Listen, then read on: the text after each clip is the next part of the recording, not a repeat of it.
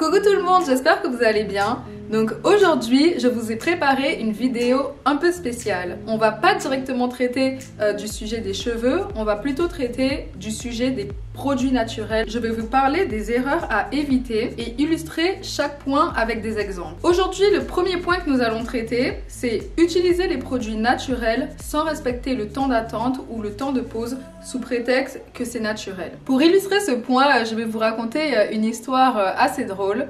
Donc c'est quelque chose qui est arrivé à une de mes amies il y a plusieurs années. On va garder l'anonymat parce que je voudrais pas qu'elle se sente embarrassée. Mais en fait, elle a eu un bouton sur la fesse et pour le faire partir, elle a décidé d'appliquer de l'ail dessus. Donc elle a coupé un morceau d'ail et elle a mis un pansement pour que l'ail tienne en place sur le bouton. Je me souviens qu'elle me racontait que l'ail a commencé à lui brûler la fesse. Mais elle était dehors et elle n'a pas prêté attention. Elle s'est dit que si ça brûlait, c'est parce que ça devait fonctionner. Et finalement, une fois arrivée à la maison, elle a enlevé le pansement et elle l'avait laissé l'ail tellement longtemps que ça avait fait une cloque. Et en retirant le pansement, la cloque s'est percée et sa peau s'est enlevée avec le pansement. C'est juste une petite histoire comme ça pour vous dire justement que utiliser des produits naturels, c'est bien et tout, mais c'est pas parce que c'est naturel qu'on ne doit pas respecter le dosage ou le temps d'attente.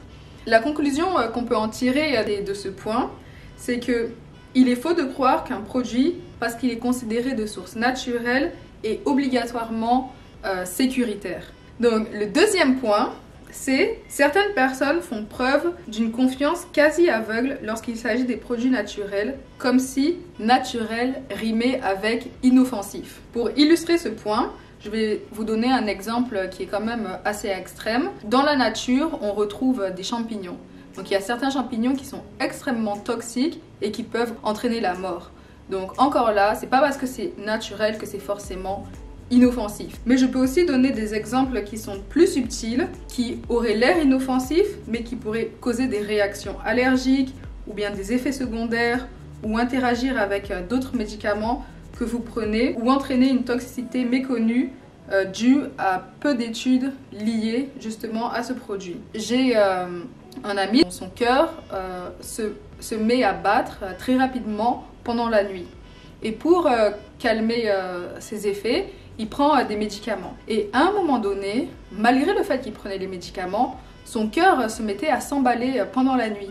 Donc là, il se demandait, mais genre, qu'est-ce qui se passe? Je prends mes médicaments, il n'y a rien qui a changé nécessairement. Et pourtant, les médicaments, on dirait qu'ils ont perdu de leur effet parce que mon cœur s'emballe pendant la nuit. Et après avoir réfléchi à qu'est-ce qui avait changé dans sa routine, il s'est rendu compte qu'il buvait beaucoup plus de thé qu'avant. Et en fait, il s'est rendu compte qu'en réduisant sa consommation de thé, ça n'arrivait plus. La conclusion de ce point, c'est qu'il faut toujours faire preuve de prudence quand il est question de produits chimiques, et c'est également le cas pour les produits naturels. Le troisième point, c'est que les produits naturels peuvent faire l'objet d'allégations non fondées. Par conséquent, ça peut retarder une consultation médicale pourtant nécessaire. En ce qui concerne la première partie de ce point sur les allégations des bienfaits des produits naturels qui sont non fondés, malheureusement, c'est quelque chose que je déplore vraiment, mais les produits naturels font moins l'objet d'études scientifiques rigoureuses, donc par conséquent, il est parfois plus difficile de tirer des conclusions définitives sur leur effet, autant bénéfiques que négatifs. En ce qui concerne le retard d'une consultation médicale, pourtant nécessaire, c'est que si vous voyez que vos symptômes s'aggravent malgré la prise de produits naturels, il faut aller consulter. Notre quatrième danger va concerner les guérisseurs. Les guérisseurs peuvent faire des allégations non fondées et par conséquent retarder une consultation médicale pourtant nécessaire ou carrément interagir avec des traitements prescrits par un docteur certifié. Et je veux juste dire qu'il y a aussi des mauvais médecins dans la médecine moderne et qu'il ne faut surtout pas généraliser. Donc il y a des mauvais médecins en médecine moderne, tout comme il y a des mauvais guérisseurs en médecine traditionnelle. Donc aujourd'hui je parle des risques des mauvais guérisseurs traditionnels.